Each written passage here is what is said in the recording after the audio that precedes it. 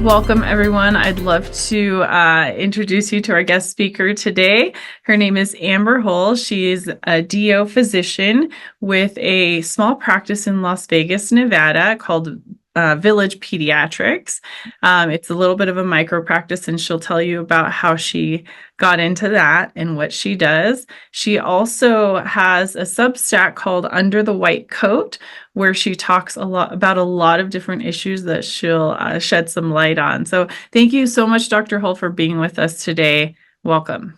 Thank you so much for the invitation. I've been looking forward to talking with you. And I love that we're kind of walking this DPC path, which is very customizable Uh-huh. alongside one another. And I appreciate all the work that you're doing, empowering physicians to consider this as an option. Oh, absolutely. I think it will be a lot of the way of the future. So, and I love hearing different voices and inviting different physicians to speak about how they've made direct pediatric care work for them. So, along those lines, I'd love to hear about your path into direct pediatric care and what your life looks like now as an owner of Village Pediatrics. So my story really started when I became disabled in 2021. I had a pathological femur fracture kind of at the height of COVID, and ended up having to have a surgery and then a subsequent surgery. And I spent basically from April until December of that year recovering, learning to walk again, like exclusively dedicating myself to, recovery from this major injury.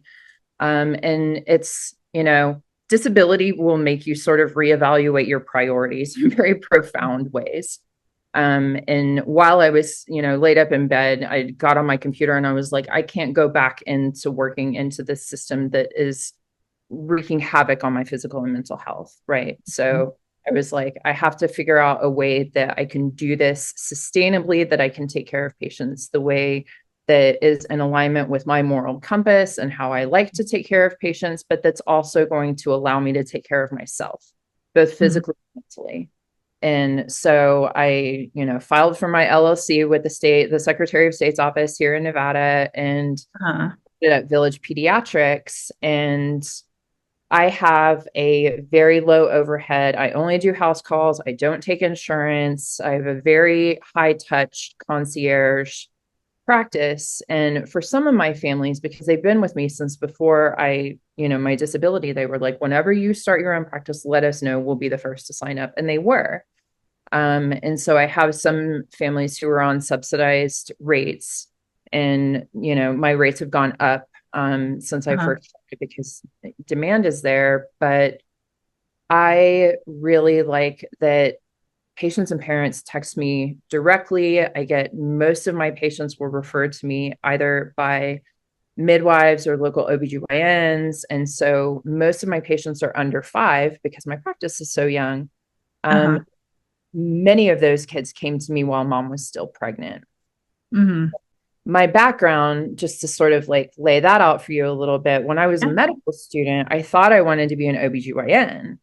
So Uh-huh. I took all of my elective rotations in like maternal fetal medicine and GYN oncology and pelvic floor reconstructive surgery, and, caught babies on the border down in Yuma, Arizona. Hmm. And ultimately, there were a lot of OBs who were like, it's not if you get sued, it's when. Ooh. And if there's any other specialty that you're interested in going in, do that. So Interesting. I, I didn't want to be a surgeon. So I ended up going into pediatrics, but I still have a lot of interest in sort of the intersection of women's health, maternal child health, and, how women's health affects the welfare of children. Yeah. All of that being said, I did residency in Baltimore. I did a neonatal, like perinatal fellowship for Uh-huh. about a year at OHSU. So I still that like high risk pregnancy, high complexity kiddos. Uh-huh. Ultimately, the NICU was not a place for me. Yeah. So, It, um, it has its challenges. yes, it does. And so I decided to shift my focus to general pediatrics. But Hmm. now that I have this DPC practice and I get most of my patients during the transition from pregnancy to neonatal, Uh-huh. Kind of am at this golden little intersection, which is such a gift, Mhm. where I get to help families transition this, like, through this introduction to parenting chapter. And it just has been amazing.